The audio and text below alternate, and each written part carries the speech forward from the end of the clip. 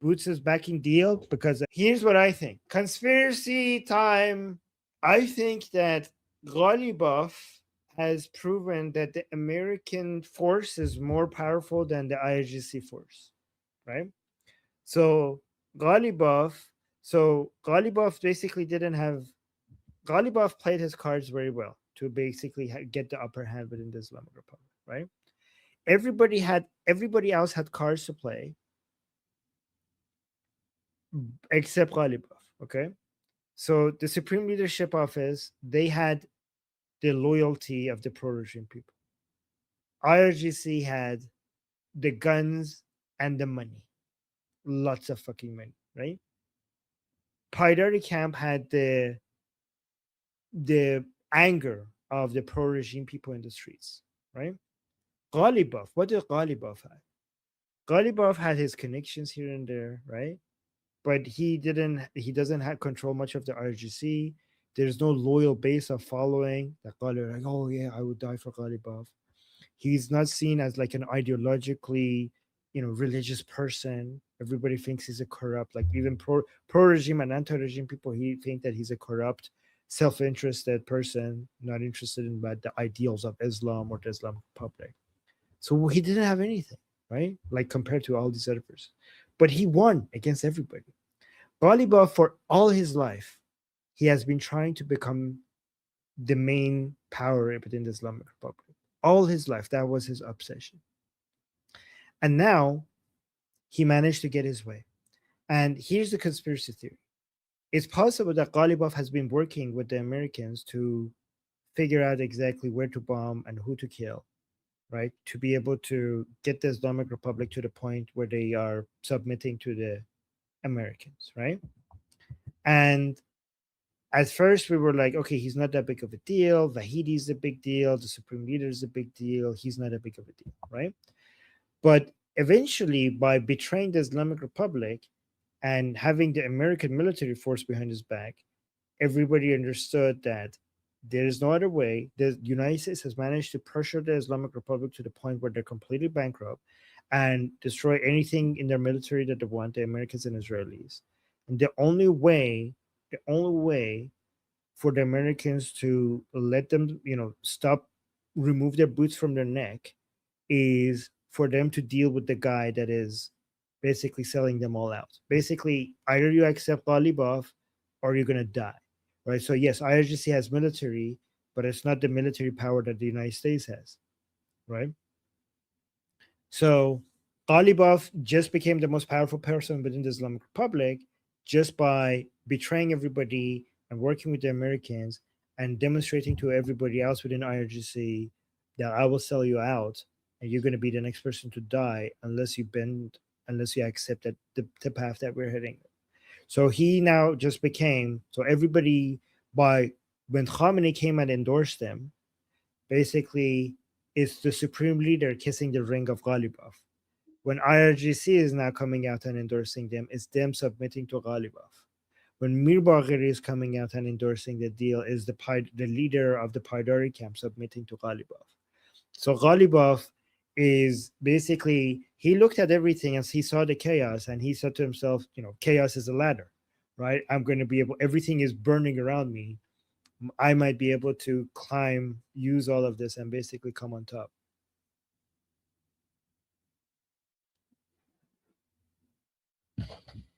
What can the regime do against Ghalibaf if they so choose? Well, if they kill him, that's a signal to United States to just go and that we are giving up on submitting to you. So everything will burn.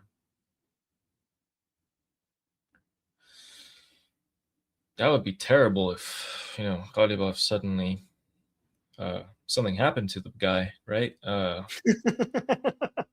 Right. I mean, to put so much power into one person's hands, so many sticks propping him up there.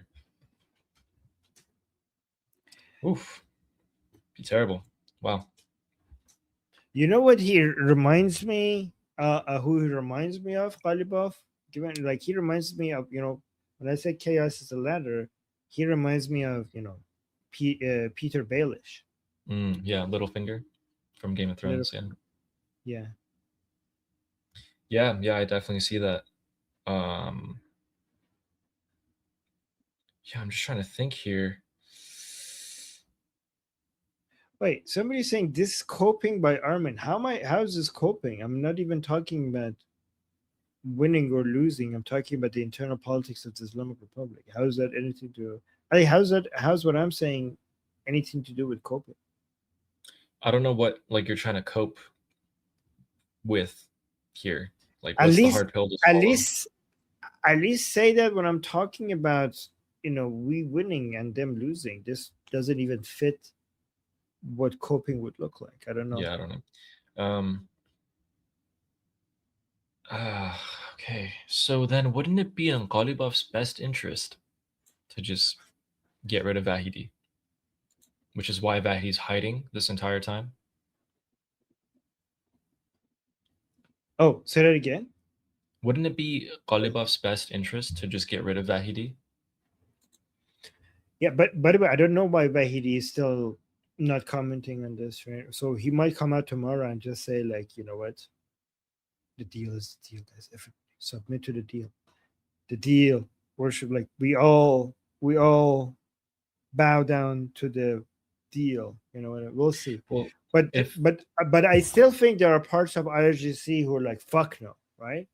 Like IRGC is not a monolith. Even if we have Musavi, Abdullahi, Zulqad coming out and saying like, "Yep, we endorse the deal," the IRGC is so very like, I think people don't appreciate how many different segments of the IRGC we have, and it's one thing for some of these big names to come and endorse the deal. It's another thing for everybody.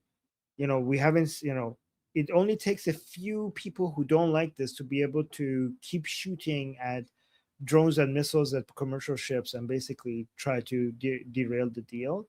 It only also remember that the most some people, the most hardline people within the IRGC are connected to Hezbollah, and they were going to tell if they could convince Hezbollah to keep attacking Israel for Israel to keep responding, that will also derail the deal. And okay, also Ali, like, it is still true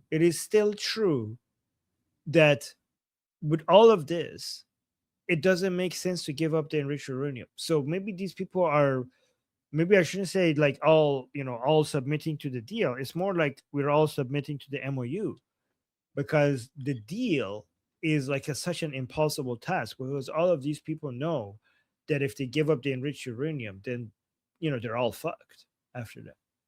yes. So that's why I was thinking, um, if everything what you're saying is true, which totally makes sense to me, one, it would be in Ghalibaf's best interest to just eliminate Vahidi, because Vahidi played his cards too early and put himself against Ghalibaf. But now that Ghalibaf has all these people on his side, I think Vahidi kind of knew that from the beginning some things can go wrong, and he hit himself completely. Or he might be dead, but he probably hit himself. Anyway, but the other thing is, Ghalibaf is still the face of this, and because he has so much of this, so much support now within the Islamic Republic, what happens is when Hezbollah keep violating the ceasefire and Israel responds, Ghalibaf, is forced to respond to Israel, right? I see no other Ghalibaf, way. Ghalibaf to Israel, Ghalibaf would prefer everybody to not respond to Israel, but it's not his choice. Right, but if he has become this Oh, figure and he does decide to become more of a public figure than he already is, people are going to expect him to be pushing for a response on Israel. If oh the yeah, but Dahiya, there's okay. So okay, but he already pushed for a response. Okay, like he came up with a statement, but it's one thing to say like, oh yeah, fuck Israel, let's go bomb them. It's another thing to go actually do it behind the scenes, and it's really not up to him. And right? also So from an IRGC perspective, it's one thing to expect me. It's one thing for me to come out and say like, yeah, okay, good job negotiating. Okay, are you done? Like, can I go home now? But it's another thing for IRGC, for the IRGC not to hold back Hezbollah from attacking Israel. Like, those are different levels of expectation. Like, okay, sure, I'm out there. Good job, negotiators. Here's my endorsement. Bye. Okay, like, but but if maybe Ghalibaf has managed to get them to do that, is Ghalibaf influential enough to get Hezbollah to not attack at Israel? Like, I don't know if he's at that level of influence, right? My name is Armin Navabi. I'm an Iranian political analyst with decades of experience fighting the Islamic regime inside and outside of Iran. Make sure you follow me for more, and also make sure you join our discussion group. I'm there almost every single day. Come talk to me there and the rest of the people there in our group calls. It's a great place to meet and talk to people who like talking about politics. The link is in the description and or in the bio. You could also get there by scanning the QR code on the screen. See you there.